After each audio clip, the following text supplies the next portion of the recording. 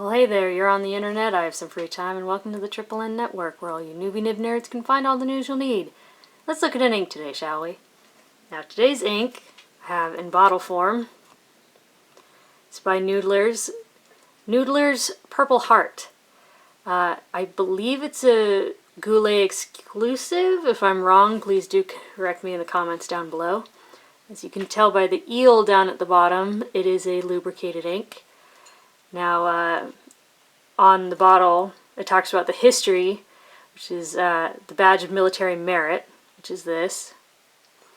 But this is the modern Purple Heart, which is awarded for being wounded or killed in any action against an enemy of the U.S. or as a result of an act of any such enemy or opposing armed force. And it's existed in this form, to my knowledge, since April 5th, 1917. And when we were still expecting to have to invade Japan by land, more than 500,000 of these medals were made for the expected casualties. But of course that didn't happen. And as of 2003, so after 65 years of American wars, there were still 120,000 of those original 500,000 remaining. And even to this day, after our actions in Iraq and Afghanistan, still tens of thousands of them remain. So we're still issuing these medals that, I mean, if we had invaded Japan, yeah. Anyways, it's a purple ink. Has some interesting chromatography. It has this sort of bright berry pink and then this light blue right up at the top. And, well, as you can see from this one, because it traveled more, there's not a great deal of water resistance, but there is some, as you can see from this down at the bottom. But, yeah, all the tests were done in this aging Spalding Bros pen. It's a medium. But I believe these nibs are manufactured in Japan, so they're a bit on the fine side. Let's check out the paper test. Top down in density, Clairefontaine 90 grams per square meter. Now, because it is a lubricated ink, the fact that it took 17 seconds to dry really did not shock me. But that still feels a bit long for such a fairly fine pen. So, but yeah, you get some decent shading. No bleed feather spread. I said it's a nice bright purple. Like, it's obviously purple, you know, it's not one of those dark purples where it could pass for black. I said it's a good pen, paper, and ink combo. As you can see, there is that pink still remaining at the heart of it, and then there's a bit washed away. But yeah, it's a pretty well-behaved ink so far. Next is Rhodia 80 grams per square meter, where it took 16 seconds to dry. You can definitely see the shading through here. You can see how dark it can get. So, I said dry times make sense. No bleed feather spread, no sheen either. And again, this water test, you get that dark pink right at the center, and there's a bit dyeing the page, but not much. So, next is Tomoe River Paper, where it took 21 seconds to dry, which really surprised me. I mean, I know it's a lubricated ink, and I know that this is Tomoe River, but it still seemed pretty long to me. But, yeah, you get great shading. I just noticed that you get this little bit of sheen through there. I'm probably not going to get it on camera. I said, yeah, flow's good, dry time's a bit long.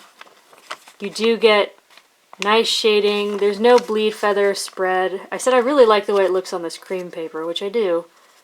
Again, you have that dark pink at the center that remains, which I actually kind of like. It's not often that you see such a hearty pink remaining. Echo might be a bit of a problem because after it dries, it does turn a slightly darker color of purple. Next is 20-pound copier paper, where I was not terribly pleased. 4 seconds to dry, which makes sense. It is a lubricated ink, but again, this is a fairly fine nib, and we're seeing a good bit of spread, a good bit of feathering.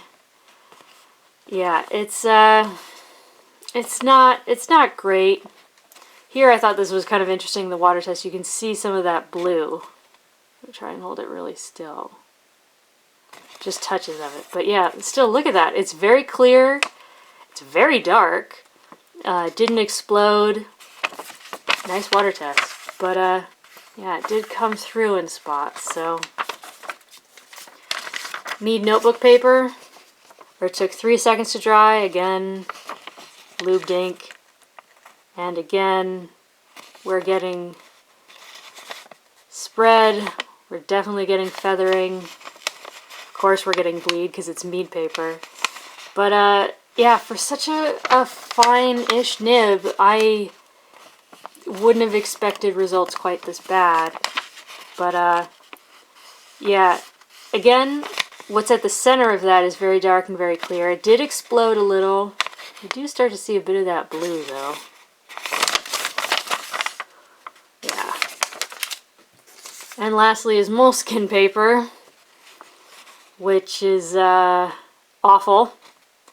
Took 6 seconds to dry, and I sort of lost my patience with it on this paper. I just was just a bad. Rah, rah, rah, rah.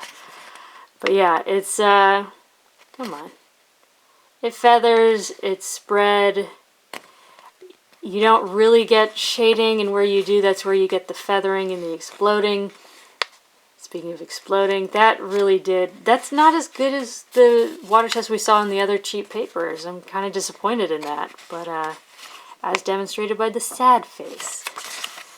And that's a lot of bleed. I mean, this is a pretty fine nib. I mean, it's a medium, but it's a Japanese medium, and it's fairly fine, and these are usually just on the dry side. So it's kind of nice to have a lubricated ink in it. So, I mean, maybe that's why it was so troublesome. But, yeah, so for your consideration, Noodler's Purple Heart. It's a good purple. And I like the way it looks, and I tend to like lubricated inks, and I like that there is an ink to commemorate the sacrifices of others. So, for your consideration from the Triple N Network, if you liked the video, please give it a thumbs up. If you'd like to see more, please subscribe to the channel, and thanks for watching. Bye.